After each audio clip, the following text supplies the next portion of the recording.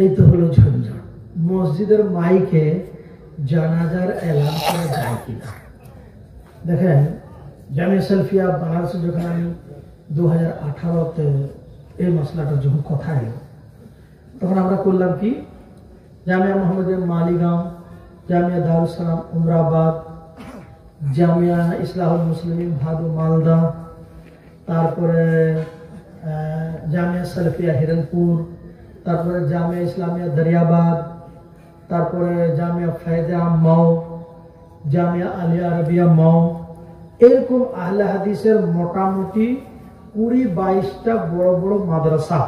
আর যে মাদ্রাসাগুলোতে যোগ্য যোগ্য বড় বড় আলিম রয়েছেন, বাঙ্গাল, ঝাড়খণ্ড, বিহার, ইউপি, আন্ধ্রা, কর্ণাটক, মহারাষ্ট্র, তামিলনাড়ু, আর এটা তামিলনাড়ুতে মোটামুটি 20-22টা মাদ্রাসা যোগ্য যোগ্য ওলামাদেরকে আমরা চিঠি করলাম আর বললাম যে মসজিদের মাইকে জানাজার এলান করা যায় কিনা, আপনারা নিজের তাত্ত্বিক পেশ করেন।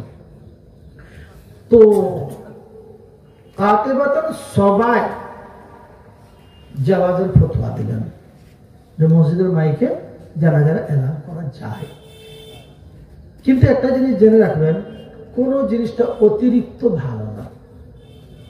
কোন জিনিসটা অতিরিক্ত প্রয়োজন যদি মনে করবেন আজান দিবে, এলান করবেন, প্রয়োজন না থাকে আজান দিতে হবে না, এলান করতে হবে না।